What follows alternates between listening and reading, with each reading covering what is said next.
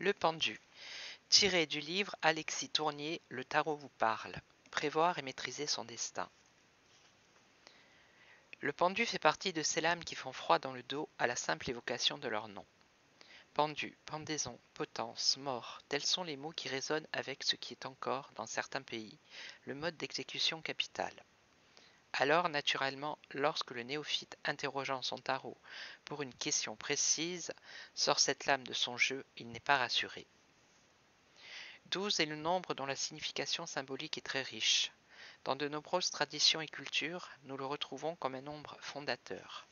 Mais c'est dans l'héritage judéo-chrétien qu'il est le plus marquant. Ainsi, Jésus avait 12 apôtres et la Bible fait souvent référence aux 12 tribus d'Israël. Depuis l'Antiquité, l'astrologie recense 12 signes zodiacaux et les Égyptiens ont découpé l'année en 12 mois à peu près égaux.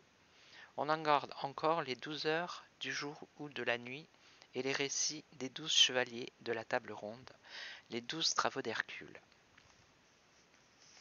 L'arcane du pendu met en scène un jeune homme pendu, mais contre toute attente, c'est par le pied gauche qu'il est attaché à une branche transversale au sommet de la lame. Le corps renversé et la tête en bas, son cou est complètement dégagé.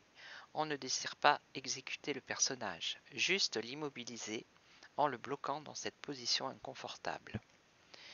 Mais il n'a pas l'air de s'émouvoir, car c'est un visage parfaitement détendu qu'il nous donne à voir.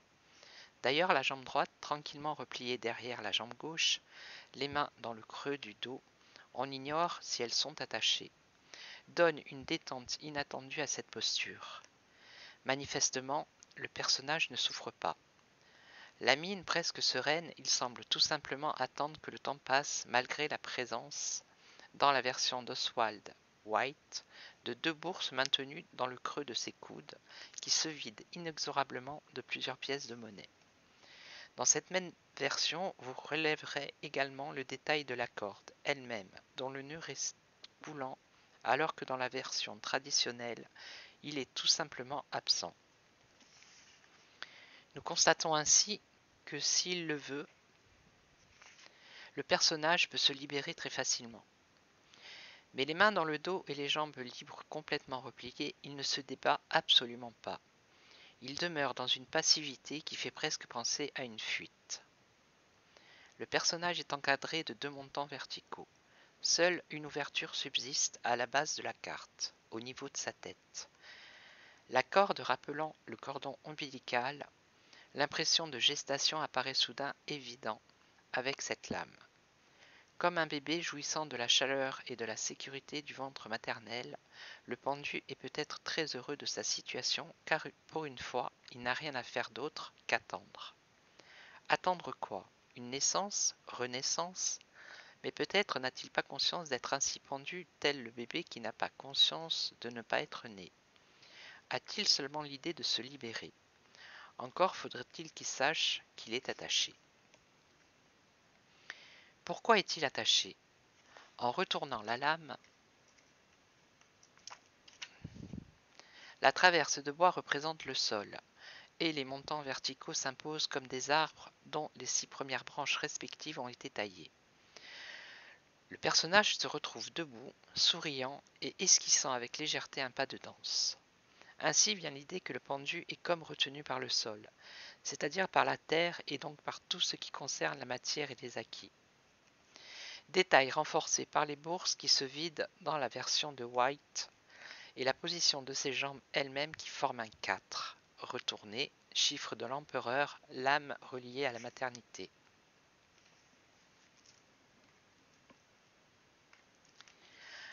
Arrivé à l'étape du pendu, l'initié qui a découvert sa lumière intérieure avec l'ermite, relancé ensuite sa vie avec la route fortune et fait preuve de maîtrise pour contenir ses émotions et instincts avec la force, doit cette fois se dégager véritablement de tous les acquis de son ancienne vie. Ce sont les souvenirs et la nostalgie du passé qui aujourd'hui le freinent et l'empêchent d'avancer. Ce sont aussi les dernières richesses et les pouvoirs matériels qu'il avait encore gardés. L'initié ne peut plus faire semblant.